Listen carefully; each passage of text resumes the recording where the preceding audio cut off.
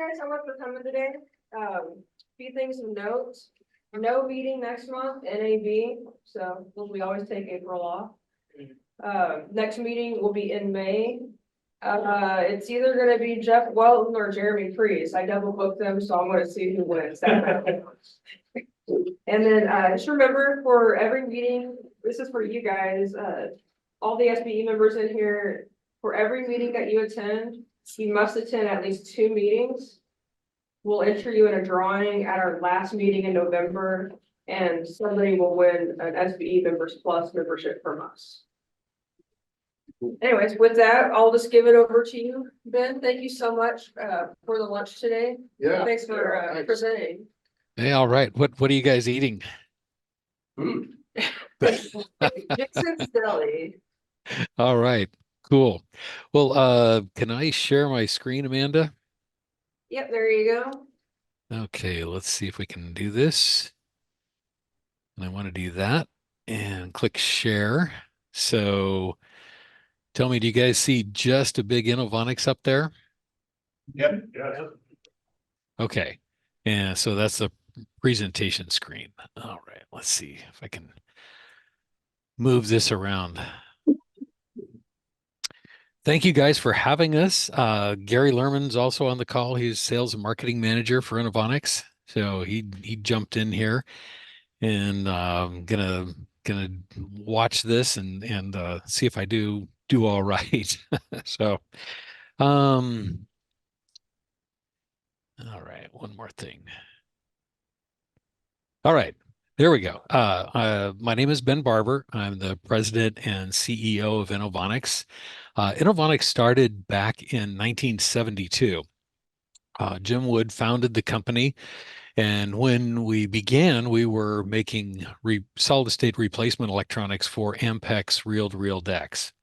And we started out mainly doing that for the studio industry, but then we discovered, oh my goodness, there are so many Ampex decks in radio stations at that time anyway, that we moved over to broadcasting. And then from there, we did limiters and compressors for recording, and then moved that into more of a broadcast application.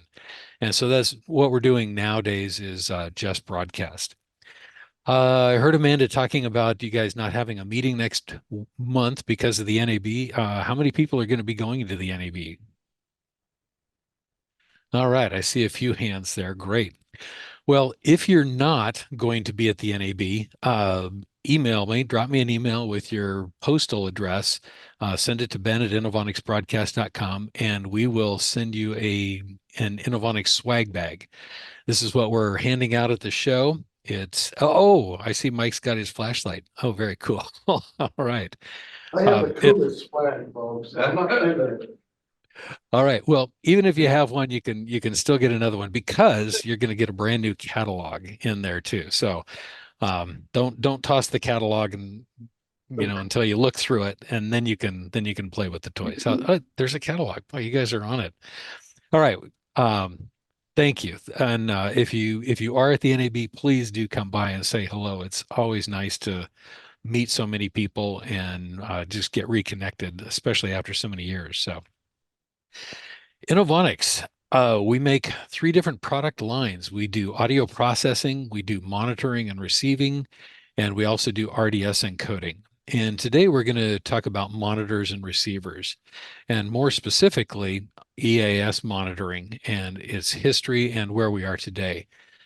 The way I view this time is, if you have one of these and you and I were just sitting down at your bench or at your table right there, and we just go through each feature and function of the product so that you fully understand it. That's my goal for today. It's not a sales pitch. I just want you to fully understand what the product does and how it works, and then decide if it's something you need in your station or for your application. So EAS monitoring. Back in 1986, 87, I was on the air at a small station in Alaska, and we had a Gorman Redlick EBS monitor, and we fed that thing with a transistor tabletop radio running out of the speaker connection on the back. We took the little Bakelite or wood back off the radio and soldered some wires onto the connection and then ran those into the Gorman Redlick box. And I think that's probably still how a lot of people are doing it from what I see when I get out in stations, and it's kind of scary. But TFT was one of the first to come out with a multi-receiver box, and this was their EAS 930, probably around 1995. And you could plug in 4 tuners into it, and you could determine what the tuners were going to be, and you could set the frequencies and lock them in, and that was it. And it was a pretty good box, pretty innovative for the day. There was also the Dayton AFC3. This was a 3-tuner box, and you could pop in whatever you needed, a couple of FMs and NOAA or AM, FM, NOAA. That's what this one is. It has a speaker on the front, which is a real nice feature for being able to walk up to the box and actually hear the audio of what each tuner is receiving. Dayton closed right around 2016, so they're no longer manufacturing that. TFT is also gone a few years before 2016. Dayton also made a number of just standalone tuners, and this one was the NOAA, the AF610, and a very sensitive and selective box. It had a speaker also, and you could use that for receiving off-air NOAA alerts. Today, there's still the Gorman Redlick weather radio. It's very sensitive, very selective. It's got a built-in speaker, works quite nicely, and is currently still available in the market. Other people use Rolls tuners.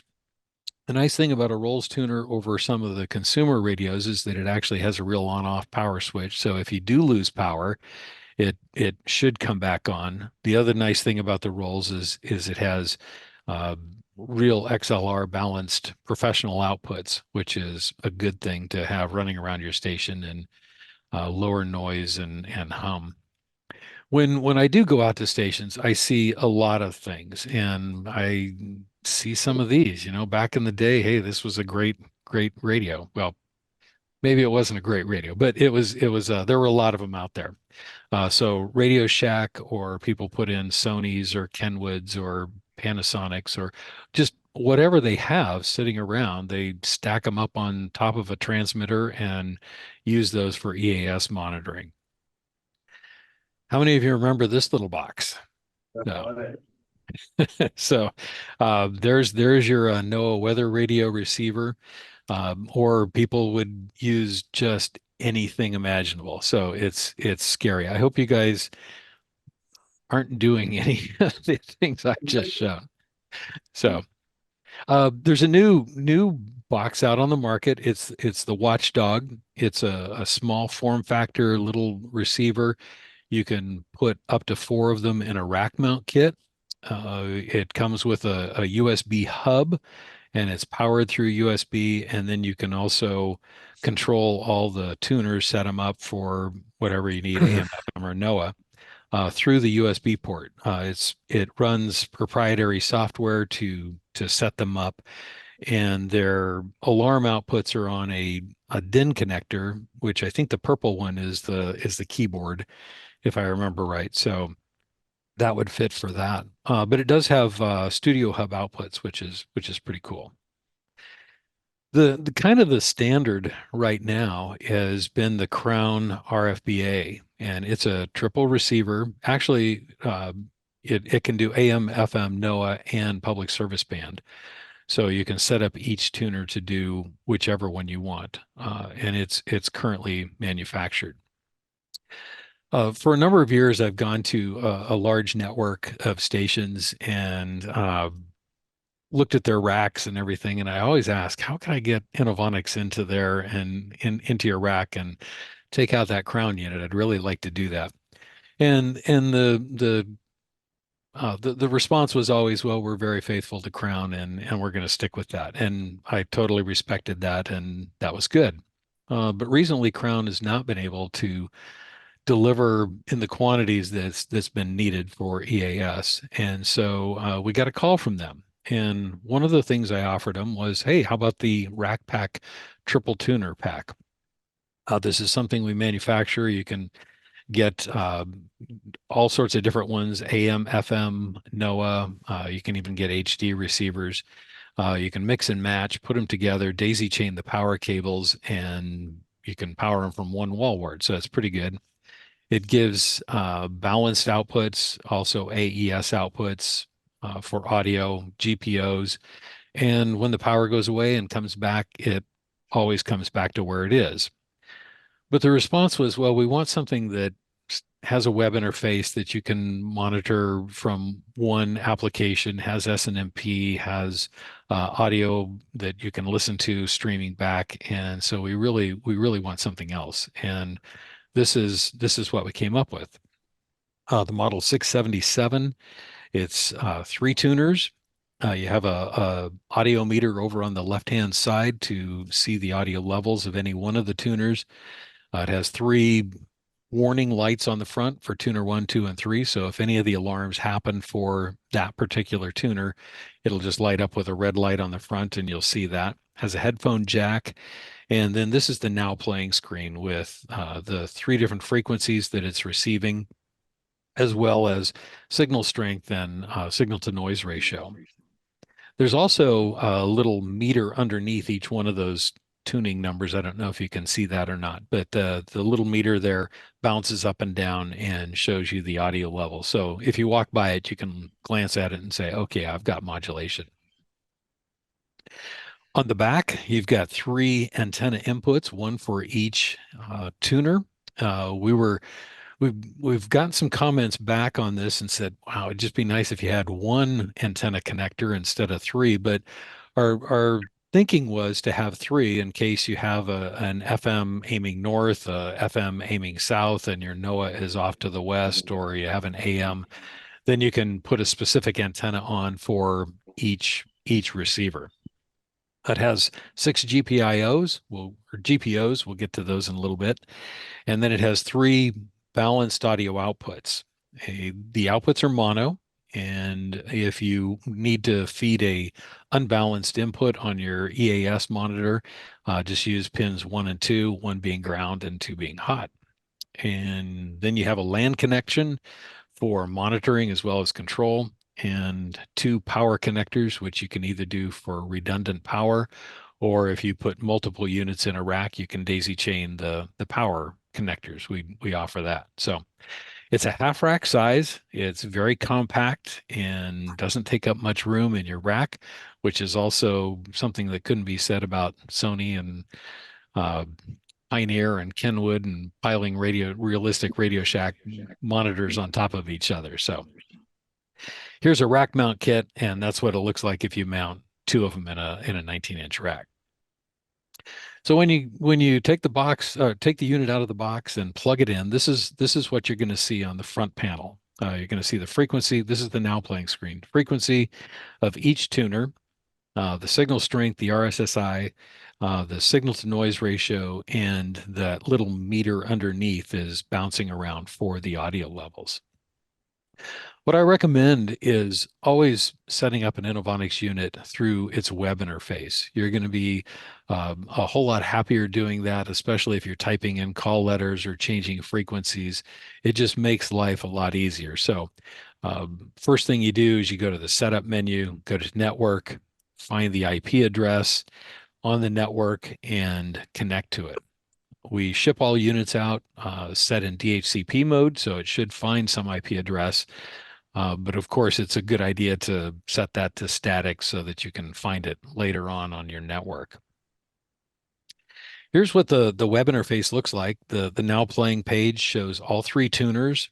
It shows signal strength, signal to noise ratio for RF, and then it also shows the audio levels along with alarms underneath. And you can we'll go over those in a little bit more detail. Whenever you get an Inovonics box, the first thing to do is get on the network. The second thing is to set up the correct time and time zone. I don't know how many times I've worked with somebody and their alarm log has all these alarms in it, and the time is, you have to go back and look at it and go, okay, that's offset by, let's see, 4 hours, just put in the right time zone, and that'll make life good. And if you're not in Arizona, which I presume everybody there is not in Arizona, then go ahead and set daylight savings time to auto and make sure that your RTC battery is good. Something else to take a look at. One thing we've started doing on all of our web-enabled devices is with the time server, you can set your own time server, or you can use an internal one if you want to, or use ours, which is fine. But it also shows a status there of the last time that it was time that the time was updated. And what this does is it gives you confidence that, okay, I was able to get time 1 hour ago, one day ago. Usually most of these will update every 24 hours just to make sure that the RTC internal is correct. But it gives you a confidence that, yeah, okay, I am getting time and I'm currently getting the right time. So coming back to now that we have the network set up and we have the correct time zone set up, we can dive in and look at the unit in more detail. So again, this is the now playing screen. You can see the different tuners. You can see the alarms. If you scroll down, each tuner has its own set of parameters. So you can set up this, in this case, the first tuner set up for FM, the second one for AM, and the third one to weather band. If we expand the little tuner one setting there, you can see that it comes up with IF bandwidth for FM, IF audio cut or FM audio cutoff for FM again, then AM bandwidth, AM cutoff, a weather band bandwidth, and weather band audio cutoff. So each tuner has its own set of parameters that it sticks with. You can either leave it in auto, or you can set up and tighten things up if you've got a noisy situation or an offending co-channel or adjacent channel situation where you need to narrow up your IF. You can. You can also narrow up the audio bandwidth.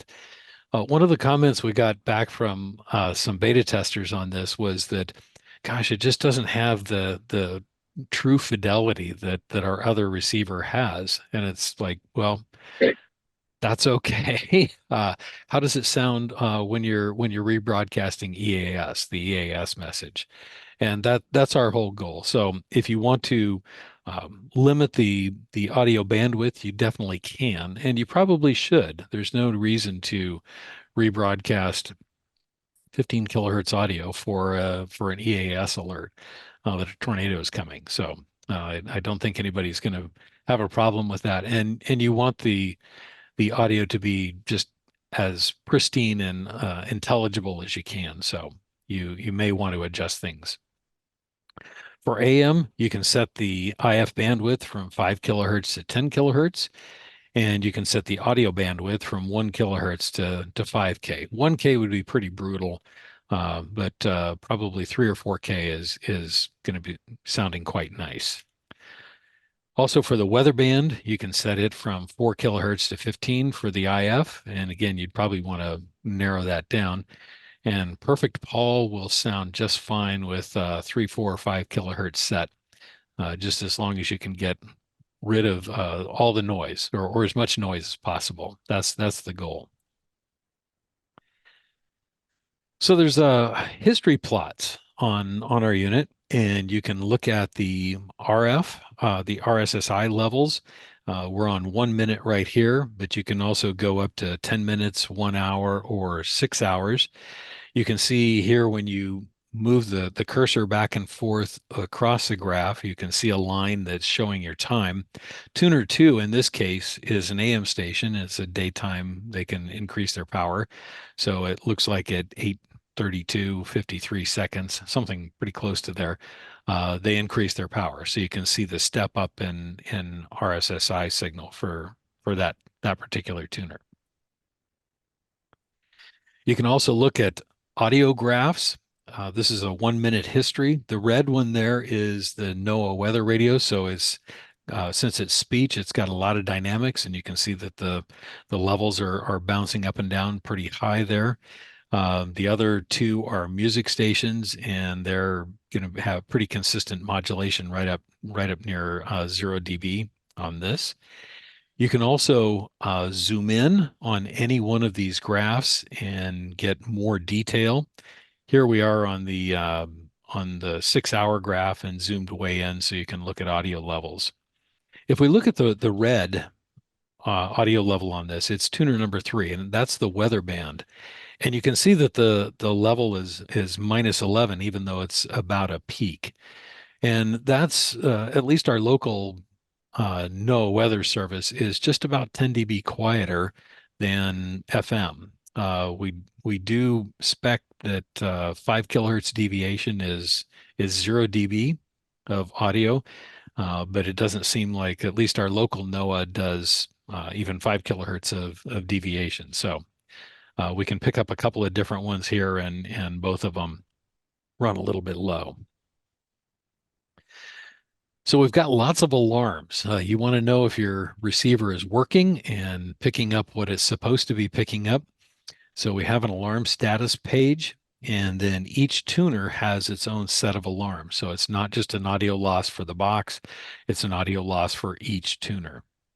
And the way this works is for audio loss, if you want to turn the alarm on, you can see that the audio loss up under the status actually turned white. There, if it's off, it's gray, and if it's on, it's white. And what that means is that the alarm is actually turned on. It's not active. It's not been activated with a low audio, but it is ready to go. So on the audio loss alarm, you can set it. You can set your threshold. In this case, we have it set for minus 30 and 30 seconds. So that means for the alarm to trigger, you have to have audio below minus 30 for 30 seconds, and then the alarm will actually trigger. Then to clear the alarm, the audio needs to be above minus 15 for 5 seconds, and that will clear your alarm. And that's the way it is with all Inovonics products. So if you have other products with a web interface, you're going to be really familiar with this one, and it'll just make a lot of sense. The low signal alarm is functions in a similar manner. You have a threshold to turn the alarm on, a time to turn the alarm on, and then you have a threshold off and also a time off. So that way it gives you a window. It's not a min and a max, but it gives you a window. So, okay, the audio or RSSI really needs to be below a certain level for a certain amount of time before you get the alarm and get woken up, and it wasn't just, some airplane flying by and making your signal fall apart. So it gives you a little bit more confidence that there is something really going on. And again, you can turn the alarm on or off, and also the low signal alarm will mute the audio if it goes into the alarm condition. We have another alarm for PI and RDS. So it shows here the current PI that's being picked up. And what you do is you enter your PI and then hit save. And then if the PI code that's being received is ever different than the PI code that you've put in here, it will give you an alarm. And you say, why is that important? Well, say you're picking up one station at 98.1, and there's another station maybe out of the market at 98.1, but it's weaker, and you're not too concerned about that. So you're getting your strong signal on 98.1, and then they go off the air for some reason, and the receiver grabs the other 98.1. So this is just an insurance method that says, hey, if I'm not getting the right PI code, or the PI code disappears, then go ahead and give me an alarm state. There's also an alarm for the tones. And what this does is if it's set to AM or FM, it's the 853, 960 dual tone, or the 1050 hertz tone for NOAA. So there's no time on or off on that. It just, if the alarm is present, then it will go ahead and log it. We keep a complete record of all alarms. So you can look at your alarm log and we break them into daily, monthly, weekly, and the complete alarm. And you can clear that alarm log anytime you want, or you can view the alarm log. Here's what it looks like if you download one of those alarm logs. It comes in as a CSV file, and you can open it up in Excel. It shows you what frequency it was on or the station name. It also tells you what kind of an alarm it was. In this case, you can see the most recent one was a 9-second NOAA alarm. You can also see that same information in the web page. So if you just want to take a glance at it and see what's happening there, that's good. Someone asked us, well, why are you even worried about tones and alarms and things like that in a box like this? And our answer is that we can, and that's the first reason is we can measure those things and keep track of them, so it's going to be handy. And then also you can use it for cross-checking with your EAS receiver. Okay, the 677 heard an alarm at this time. Did the EAS receiver hear also that alarm and trigger off it? So that's just a double check. There's a few global settings that you can set up for the radio. You can set it for either 75 microsecond de-emphasis for FM or 50, and also AM tuning spacing for the 9 kilohertz, but in the US it's normal 10. You also have audio output levels. So if we go back to that graph from the NOAA weather radio and the audio being about 10 dB lower, you can set each individual audio output and boost it by 10, and that will give you consistent audio with your AM and FM. The output here is in dBu. So if you're feeding it balanced, it is 4 dBu, but if you're taking an unbalanced audio out, then it's going to be 6 dB lower or minus 2 dB. Will represent zero or zero, full modulation. One of the things that this box has that's very handy is the ability to stream the audio. So once you have the box set up and it's in your rack and it's connected to your EAS monitor and you log into the box, you can click that speaker up in the right-hand corner, and when it turns yellow, you're going to actually hear audio coming out. In this case, we're set to tuner number 1, so we would be hearing the audio from tuner number 1, but you can also set that to tuner number 2 and tuner number 3. The audio is buffered, so it's not an instant audio change when you change to another tuner, but usually it's between 5 or 10 not minutes, 5 or 10 seconds of audio buffering delay. If you want to talk to Mike about that later, we can get into a discussion on that. The streaming audio coming out is good quality audio. It's AAC version 2. You can set up the sample rate. You can also set up the bit rate. So 64 kilobit AAC2 is actually pretty good audio, better than an MP3 or something else.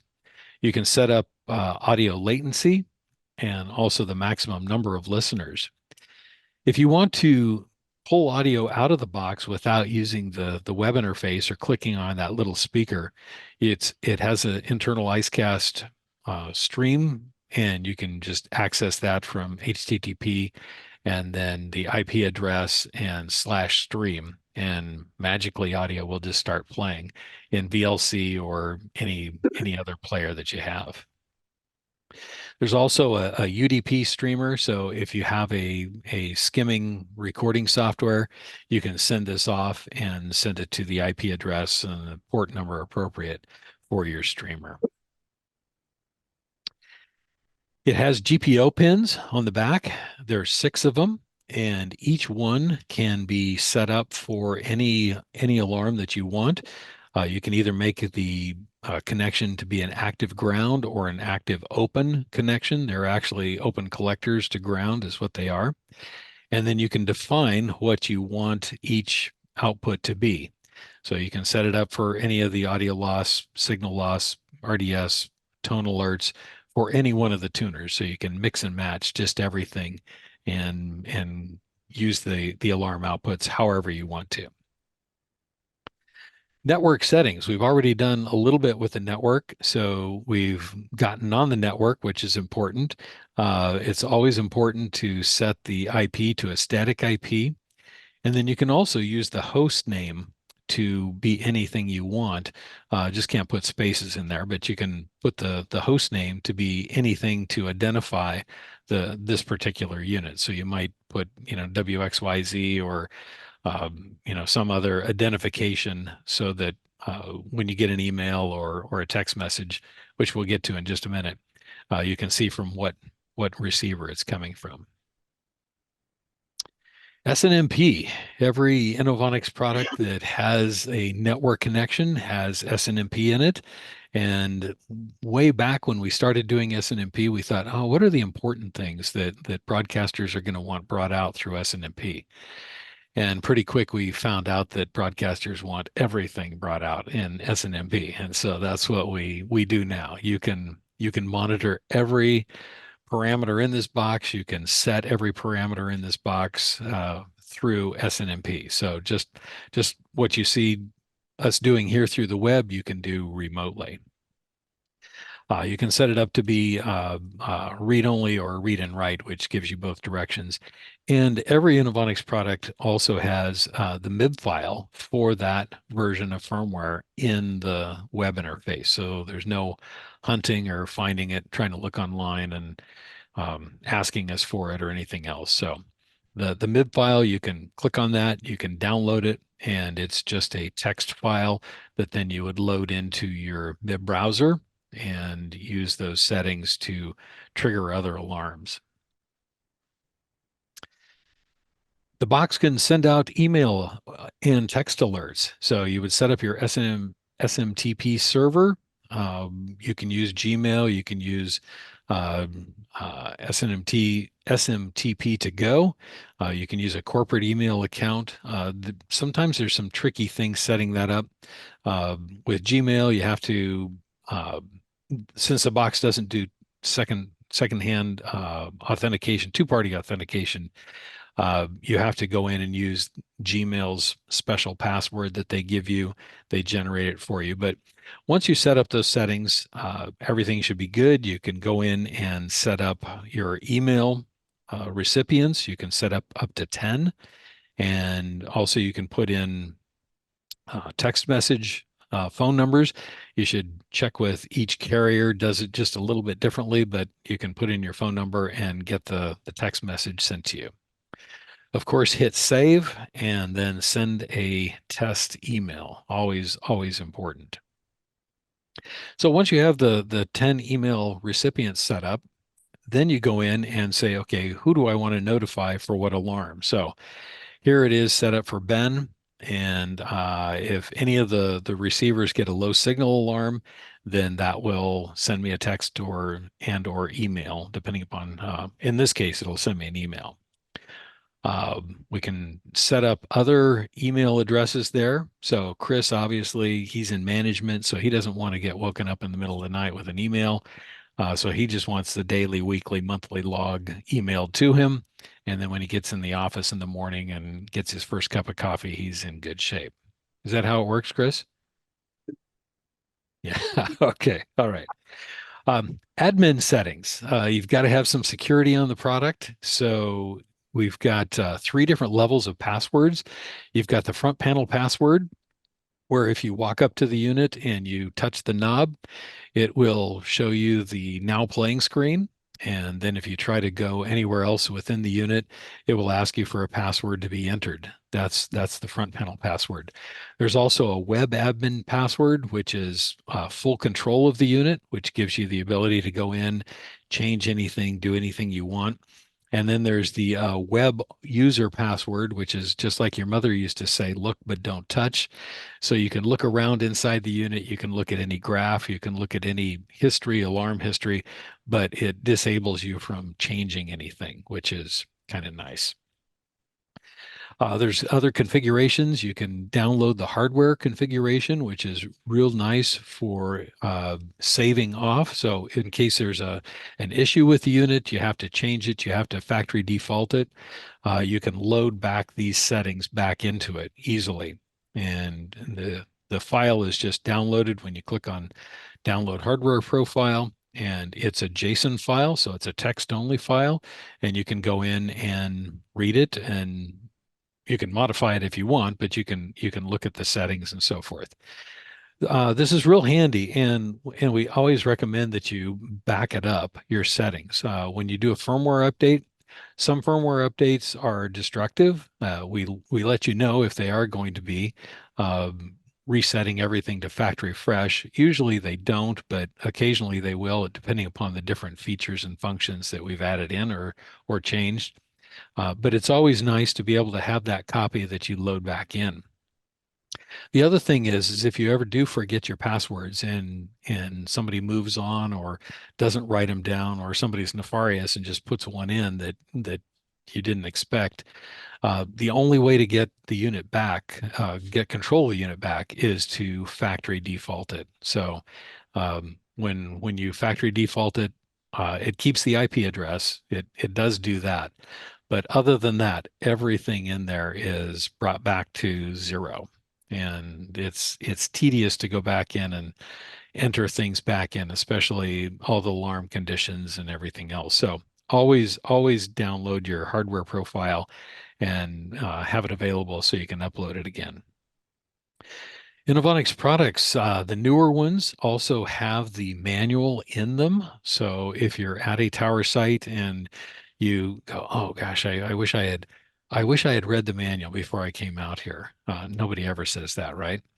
The manual is in there in the PDF form, and it's just like the paper one that was included in the box that you probably put on the shelf or left in the box. So also at the bottom, it shows the serial number, the firmware revision, the uptime, and also you can check for updates. If you click the check on updates, it will take you to the Inovonics web page, and you can see it there.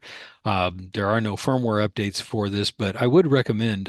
You mentioned Jeremy Priest being one of your guests the month after next, possibly. Jeremy wrote a very nice product evaluation in Radio World, and you can click on that link and take a look at that. So it's very complete and in depth. So why the Inovonics 677? Well, it's small, it's compact, it's a half rack size, it's selective and sensitive. It's got 3 tuners that are independent. It has 3 antennas that are independent. Also 3 balanced audio outputs. It has a dynamic web interface, which when we refer to dynamic web interface, that means whether you're looking at it on a big screen, a tablet, vertically, horizontally positioned, or even on a phone, that everything changes and moves around on the web interface so that you can see it. It's not like a flat web page where you'd have to zoom in and keep zooming in and zoom until you can finally hit something and touch a button. So it makes the web interface work really well on whatever device you're using. And there is no proprietary software. It works on every web browser known to man. Maybe not Netscape. I'm not sure about that, but it will just work on whatever device you're using. You can listen to it remotely. It does SNMP for monitoring and control. There's GPO, emails, and has a front panel headphone jack with a volume control. So it's compact.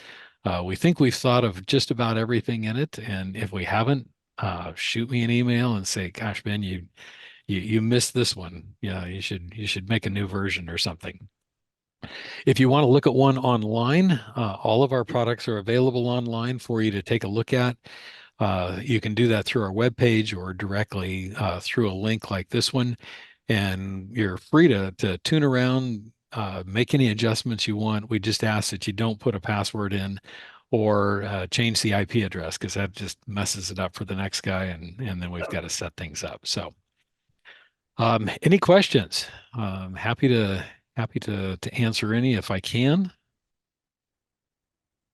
Yeah, it's kind of cool that you've got Jeremy's article clickable in there because, yeah, that's a good article. This is a good box.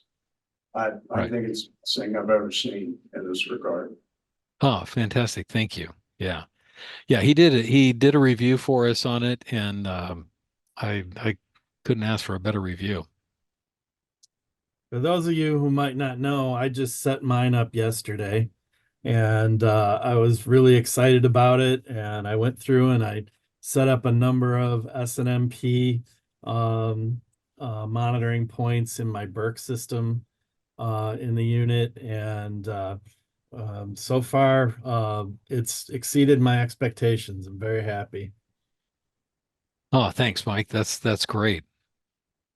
I was chiding Mike because he shot me an email yesterday and said, "Hey, I think I found a bug," and so we're looking into that. So, It was not a very consequential bug.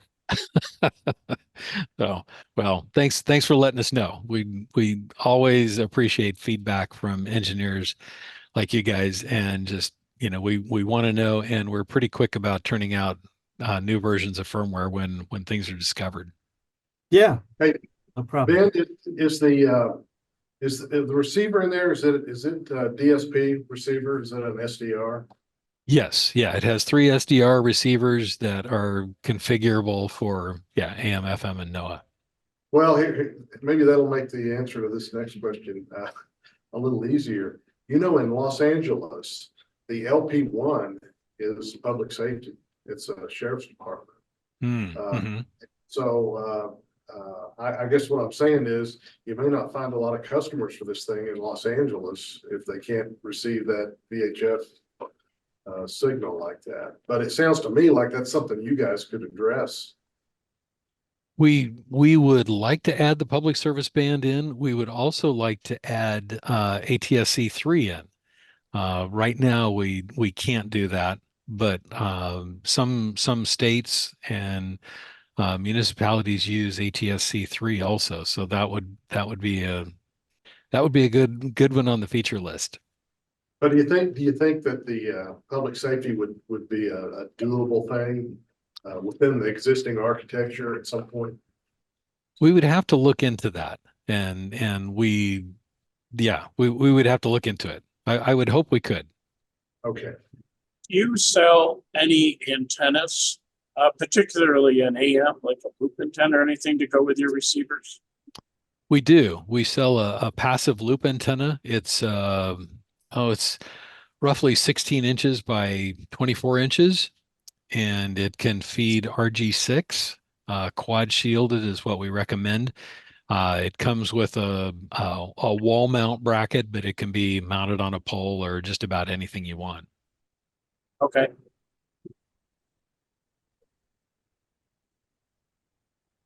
That's what I used on ours, and it works fantastic. Great. Some people use disc cone antennas, which they're not necessarily cut for the AM band, but they seem to work reasonably well if you've got a good signal and not a lot of QRM in the vicinity. That's the important thing. That's what we're using on our facility in Denver here is a disc cone. 160 feet up on the roof of this building. So that's away from noise. That's great. You don't have it strapped to the air conditioning unit? no, we've got a whole mast array up there with a bunch of microwave dishes and everything else. So it's in amongst everything. Ah, very good. Very good. I've got a question. For the antenna inputs that you have, is there any built-in padding? Especially if you're like at a transmitter site where it's overloading, if you're doing your EAF monitoring there. I couldn't see if that was like an SDR option in the menus there. There is no pad to click in or out. So if you were in an overload situation, you would want to put an external pad in the coax line, just a little attenuator, 20 dB or something like that. No, so far we have not had any issues with overloading. So I wouldn't say that you couldn't overload it, but so far we haven't had issues with overloading or desensing the tuner for picking up remote things. You know, Mike he has 50 kilowatts right over his head there. And you didn't have any issues with that, Mike?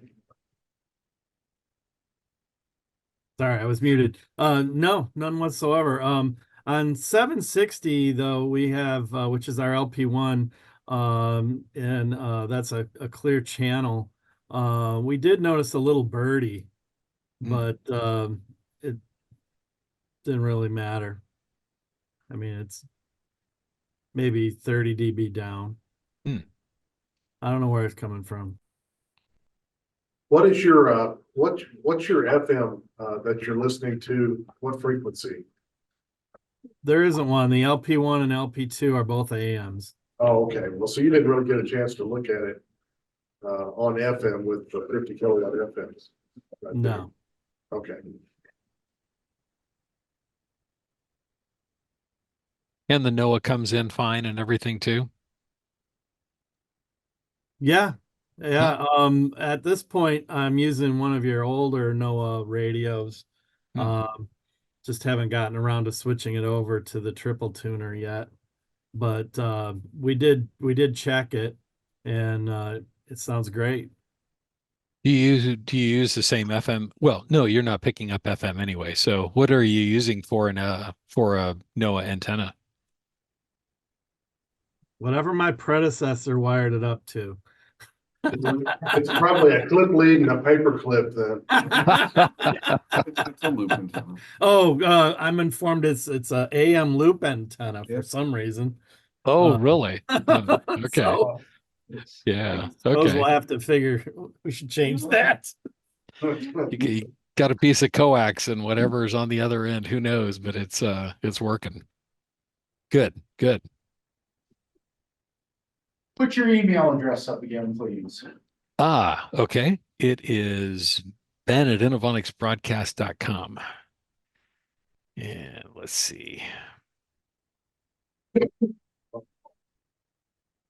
Close enough. We'll figure it out. Let's see. I think I can still share. There we go. Oh, no, that's not my email address. That's my web address. There you go. ben@inovonicsbroadcast.com. All one word and INO.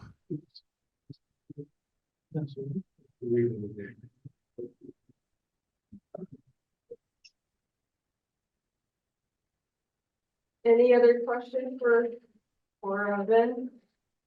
What's the EA announced? That's fine. I didn't quite catch that one. Yeah. They're just wondering what EAS is, that's all. You want to know what KS stands for? Oh, well, I don't know. Yeah. Extra awesome system. Awesome. Well, thank you so much, Ben. We really appreciate it. It was a great presentation. Well, thank you guys for having us. And again, any kind of feedback is always good. And yeah, thank you so much. We look forward to seeing you at the NAB. And if not, yeah, definitely get a swag bag. Yeah, Hey, Mike. Ben, Yeah. before we go, you might want to check the spelling of triple Yeah. on your presentation. Oh my goodness. You I know what? wasn't gonna call him out publicly, but I guess. Oh, man. I don't need your Yeah, email thank address anymore. You know I love you, Ben. You're killing me. Oh man. Thank you, Mike. You know what? Mike finds an issue with the 677, and then the next day finds an issue with my presentation. I'm Thank gonna you, go Mike. away now. Thank you. Thank you so much, guys. All right. Take care. Enjoy your lunch. Thanks again, Ben. All right. See you later. Bye-bye. Thanks, guys, for joining.